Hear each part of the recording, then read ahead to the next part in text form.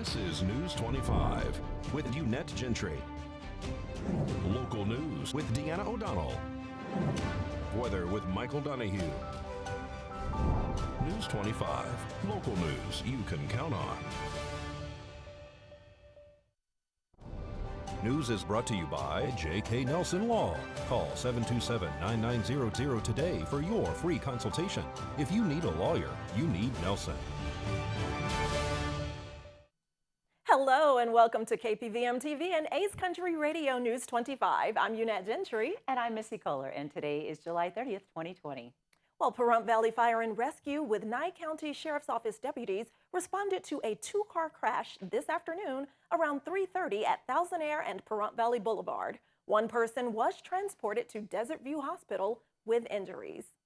And in other local news, the oldest living Nevada State World War II veteran has unfortunately passed away. Bill Daly, who has been a respected and honored member of our community, died at the age of 96. Daly is honored along with many other veterans on flags along the Calvada Eye. And we will have more on the life of William Daly in coming days. And the state of Nevada has designated July 28th as Buffalo Soldiers Day.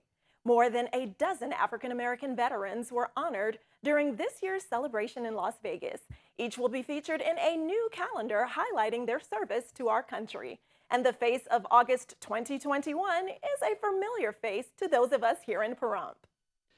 We are extremely proud to include Nevada veterans in our state Salute to Nevada African-American Veterans calendar from across the state. Each calendar recipient will be provided several calendars during the ceremony today to share with their friends and family. For September 2020, our honoree is Technical Sergeant R.Z. Gordon. He served in the United States Air Force. October 2020 honoree will be Chief Warrant Officer 2 Cicely Williams. For November 2020, Corporal Frank Greenwood, a Vietnam veteran who served in the United States Marine Corps. For December 2020, the honoree will be Major General Andra L. Berry, our current Adjutant General of the Nevada National Guard. Our participant for January 2021 is not able to join us today, Sergeant Frank Woodbeck, who served in the United States Air Force during the Vietnam era.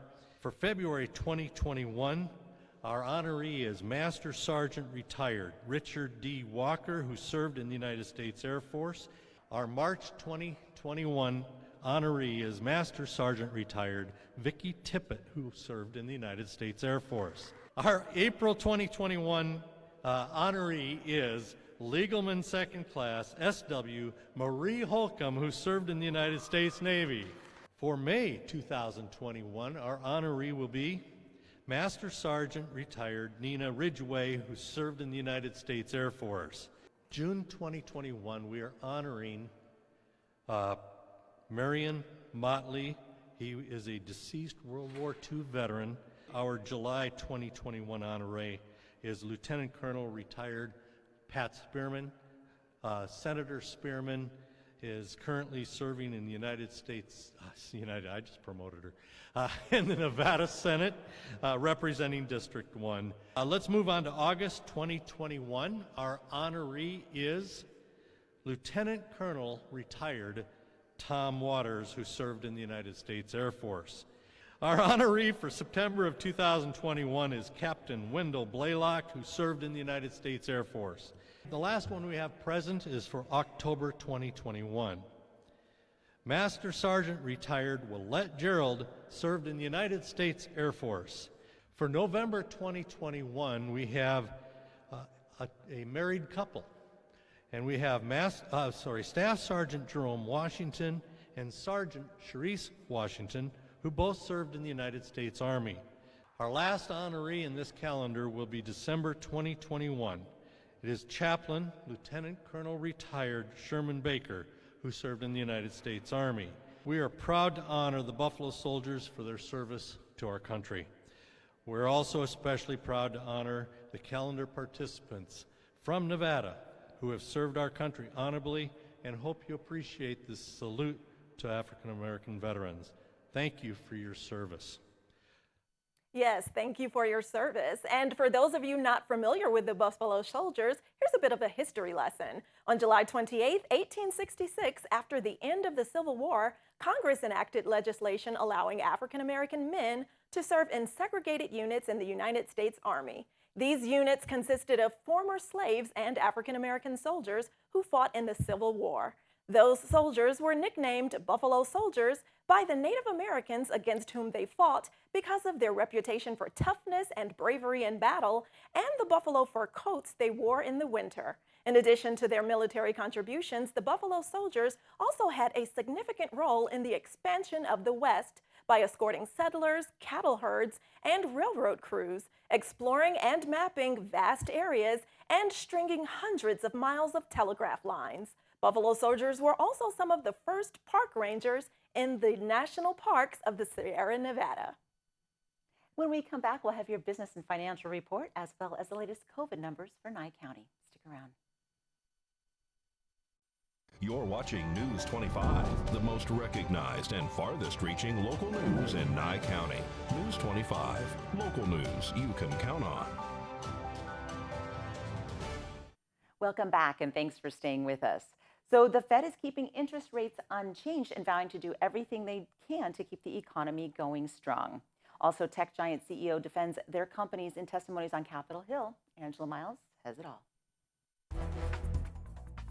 Topping our news, Fed officials are concerned about the economy. On Wednesday, Federal Reserve Chairman Jerome Powell told reporters the Fed will keep rates unchanged and short-term interest rates near zero. The central bank also intends to do whatever it takes to keep the economy going. The Fed sees some signs of improvement, but the coronavirus crisis continues to drag on the economy and could hamper hiring in the months ahead. The Fed remains on track to buy $120 billion in Treasury and mortgage bonds each month to motivate borrowing and spending. In the big tech hearing on the Hill, Facebook's Mark Zuckerberg told congressmen his site is a defender of freedom of expression. Amazon's Jeff Bezos called his company a great American success story. Apple's Tim Cook says the tech giant has created 1.9 million jobs. And Google's Sundar Pichai denies that Google steals information. Lawmakers still contend the companies are too big, too powerful, and block competition. Nye County is reported 2 new confirmed deaths of Pahrump residents. Overall, there has been 343 confirmed cases of COVID-19 positives, with all 32 new cases in Pahrump. The cases are from testing conducted from July 23rd through 27th. 8 of the new cases are in the Nye County Sheriff's Office Detention Center in Pahrump. Chemisys Laboratory, through Serenity Health, has partnered with Nye County Sheriff's Office and Nye County to provide a drive-up COVID-19 testing for Nye County and surrounding communities. Testing in Pahrump is now Monday, 7 p.m. to 9 p.m., Wednesday, 7 a.m. to 9 a.m., and Friday, 7 a.m. to 9 a.m., and no pre-registration is necessary. Just show up with ID and insurance card if you have insurance. If you do not have insurance, you may still test. Testing location is Serenity Health, East Calvada in Pahrump. Lining up in the Calvada Eye for testing. You can also get tested by calling Serenity Health at 702-234-5398 or in Tonopah at 775-302-5800 or 775-482-9898. Electronic cigarette use may increase the risk of coronavirus infection. That's according to World Health Organization. So now is as good a time as any to kick your vaping habit. Cleveland Clinic's Dr. Humberto Choi says many people start vaping because they think it's safer than smoking traditional cigarettes. Electronic cigarettes were really sold as something that could be safe or safer than regular cigarettes, and I think all the cases of illnesses of lung injury associated with vaping is showing that it's really not that safe as people thought it would be. Dr. Choi says there isn't much evidence to show that vaping can help people successfully stop smoking. In fact, some studies suggest people who try to use electronic cigarettes to quit smoking never really quit. They just continue to use a different nicotine product. Much like regular cigarettes, e-cigarettes contain nicotine, which is the addictive chemical that keeps people coming back for more. Dr. Choi says many times people will try to quit on their own, but he recommends enlisting the help of a professional. He says quitting any type of smoking can involve nicotine withdrawal, and there are different methods healthcare professionals can use to help. And that will include counseling, of course, a lot of education, and maybe nicotine replacement and also other medications to help someone deal with a nicotine addiction. Dr. Choi says smoking is also habit forming, so replacing your smoking habit with another, healthier habit can help. He recommends starting a walking program and enlisting the help of a friend to keep you on the right track. And don't grab that remote. Right after this break, we'll tell you about the latest on COVID-19 emergency unemployment funds. All that and more when News 25 returns. You're watching News 25, brought to you by Mountain West Lawyer, Injury Attorneys, 727-9500. News 25, local news you can count on. Welcome back to News 25. Well, pandemic unemployment insurance is still being held up for thousands as the state sorts everything out. And the BLM is rounding up wild horses near the test and training range. Here's Laura Don with your news from across the Silver State. Finalized data from the Nevada Department of Employment, Training, and Rehabilitation show initial claims for unemployment insurance totaled 15,548 for the week ending July 18th. Now that's up 882 claims, or 6% compared to last week. This is the fourth consecutive week of increases in regular initial claims. Through the week ending July 18th, there have been 592,700 initial claims filed in 2020. Continued claims rose to 306,077, an increase from the previous week of 10,083 claims, or 3.4%. The Pandemic Unemployment Assistance Program for the self-employed, 1099 contract workers, and gig workers saw 19,557 initial claims filed in the week ending July 18th. Now that's a decrease of 7,442, or 27.6%. The Nevada's Pandemic Unemployment Assistance Program is now available. For further information regarding the program, visit detr.nv.gov. The BLM has begun an emergency wild horse gathering in the Nevada Horse Range Herd Management Area located about 30 miles southeast of Tonopah.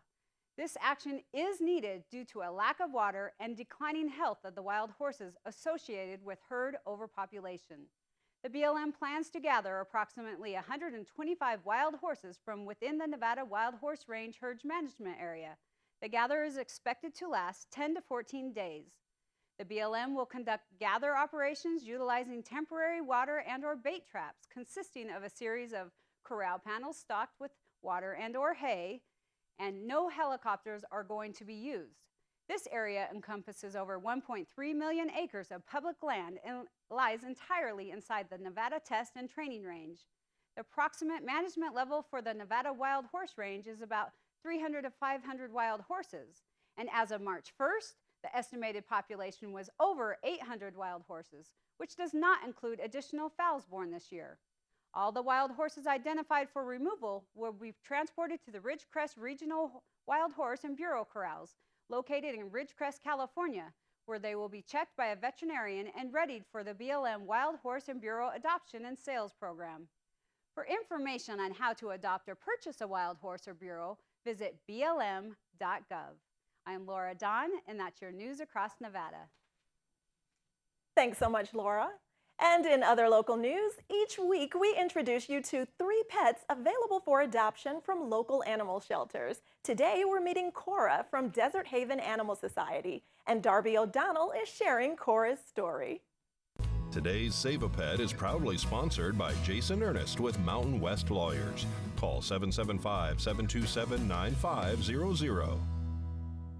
Hi, I'm Darby here at Desert Haven Animal Society, and today we are joined with Cora. How I would describe the way Cora looks like a Chihuahua and wiener dog, but like oversized.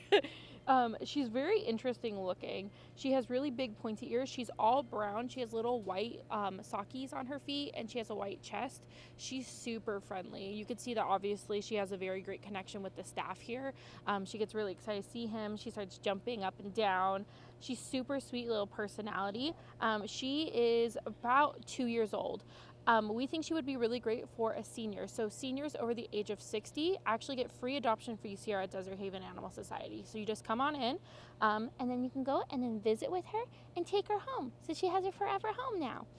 If you'd like to see Cora or any of her friends here at Desert Haven Animal Society, go and give them a call to make an appointment ahead of time, 775-751-7020, or you can look them up on their Facebook page at Desert Haven Animal Society.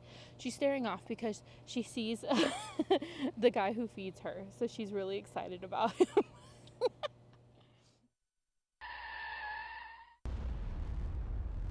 News 25 Weather Cam is brought to you by Lerner and Rowe Injury Attorney's Office in Pahrump. In a wreck, need a check? Call 702-877-1500. All right, it's time to take a look outside at our current weather conditions, and it is a gorgeous day, a beautiful kickoff to the last of July and the beginning of August. We'll take a closer look at our August forecast and all the days ahead and just how hot everything will get, how much more mercury will be rising in your thermometers, all that and more in weather when we return. News 25 Weather is brought to you by Dairy Council of Nevada. The splash of cream in your coffee, the dollop of sour cream on your burrito, the melted toasty cheese on your pizza. Undeniably delicious, undeniably dairy. Enjoy what's real. Hello and welcome back to News 25. I'm Michael Donahue with today's weather. In Las Vegas, at a high of 112 degrees, a low of 85, 120, a low of 87 in Death Valley, 109.73 in Amargosa, 105.68 in Beatty, 97, a low of 58 in Goldfield, 96.57 in Tonopah, 94, a low of 54 in Carson City, 101 degrees for the high in Fallon, and 99 for the high in Fernley. Both of those towns had a low of 59 degrees. Now today in Pahrump, we saw sunny skies. Our high today was 108 degrees. Winds coming out of the south-southwest up to 13 miles per hour, 6% humidity, and about 5:49 this morning for our sunrise. Now tonight we're expecting clear skies. Our low is going to be 80 degrees. It is currently 106 outside with winds out of the east-southeast up to 11 miles per hour, 12% humidity, and 7:50 tonight for our sunset. And taking a look at that 7-day, not really seeing too many changes. Still expecting those sunny skies all throughout the week, and our wind speeds at about 13 to 14 miles per hour. And taking a look at our temperatures on Friday, we're going to be seeing a high of 109 degrees, dropping down to 108 and 106 on Saturday and Sunday. They're going to continue to drop down to about 102, 103 by the middle of next week. Now for overnights on Friday, we're going to be seeing a low of 81 degrees, dropping down to those mid-70s through the weekend and Monday, and then down to those low 70s, about 70 and 71 degrees by next Wednesday and Thursday. So now with that, we're going to throw it back to the desk with Unette and Missy. Thanks so much, Michael. And we have some special birthday wishes today. It is Rhonda Van Winkle's birthday, and we had a special celebration for her today. 3, 2, 1. Happy birthday to you. Happy birthday to you. Happy birthday, dear Rhonda. Happy birthday to you. And many more. Many more. Thank you. Thank you, everybody. And today is also Don Trudeau's birthday. He is one of our sponsors and the owner of Saida Trudeau Car Dealership. And I'd also like to wish a very special happy birthday tomorrow to my sister, Carmen Gentry Wall. Happy birthday, everyone. Well, that's going to do it for us tonight. We thank you so much for watching News 25. I'm Missy Kohler. And I'm Unette Gentry. And from all of us here at KPVM and Ace Country, we will see you next newscast.